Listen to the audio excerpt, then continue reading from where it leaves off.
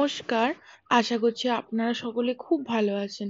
আজ একটা নতুন ভিডিও আপনাদের সকলকে স্বাগত জানাই। আমরা আজ এসেছি দীঘায়।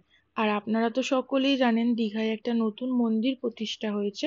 আর যারা জানেন না তাদের জন্য বলে রাখি, উড়িষ্যার যে পুরীর মন্দির জগন্নাথ দেবের পুরো সেম দীঘাতেও একই ওই রকম মন্দির প্রতিষ্ঠা হয়েছে। আপনারা তো দেখতেই পাবেন ভিডিওতে। তো আমি মন্দির দর্শন করতে গেছিলাম, তাই ভাবলাম আপনাদেরও একটু দর্শন করাই মন্দিরটা। আপনাদের অনেকেরই মন্দির দর্শন করা হয়ে গেছে, আর যারা এখনো দর্শন করেননি, যারা কলকাতায় বা দীঘার আশেপাশে থাকেন, তারা অবশ্যই একবার এই মন্দির দর্শন করে আসতে পারেন। আশা করছি আপনাদেরও খুব ভালো লাগবে, কারণ এই মন্দিরের কারুকার্য খুব সুন্দর করে তৈরি করা হয়েছে। আজ একটু বেশি ভিড় ছিল, কারণ এই কিছুদিন আগে অক্ষয় তৃতীয়ার দিনে এই মন্দির উদ্বোধন করা হয়েছে। আশা করছি আস্তে আস্তে একটু ফাঁকা হয়ে যাবে, আবার নাও হতে পারে, কারণ দীঘায় যারা ঘুরতে যাচ্ছে তারা অবশ্যই এই মন্দির দর্শন করতেই যাচ্ছে। এই হচ্ছে মন্দিরের প্রথম প্রবেশদ্বার। আর ঢুকেই দেখলাম একটা সুন্দর জগন্নাথ দেবের মূর্তি। খুবই সুন্দর লাগলো এই মন্দিরের কাজ।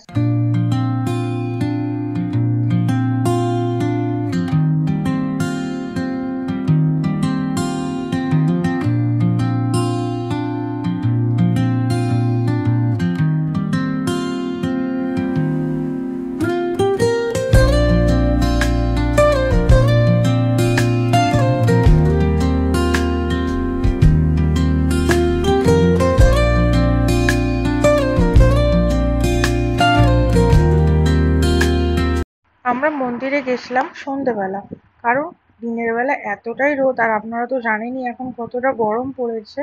তাই গরমের জন্য আমরা সকালে যাইনি, সন্ধেবেলাতেই গেছিলাম দর্শন করতে জগন্নাথ দেবের। আর আপনারাও যদি দর্শন করতে যান, তাহলে আমি বলবো সন্ধেবেলাতেই যান, কারণ লাইটের জন্য সন্ধেবেলা আরো সুন্দর লাগে মন্দিরটা। আর রাত্রি 9টা অবধি এই মন্দির খোলা থাকে।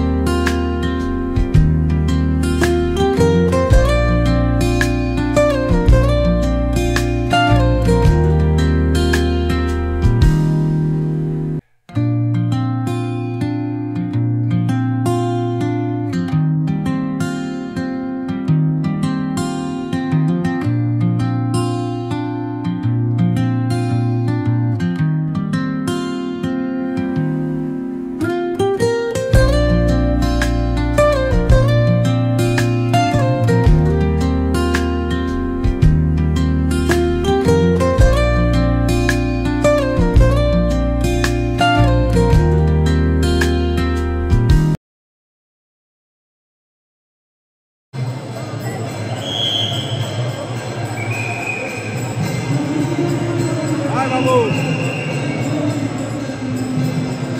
জয় জগন্নাথ।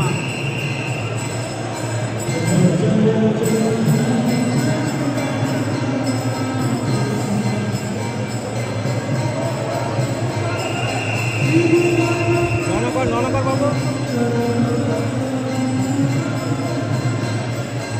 ছোট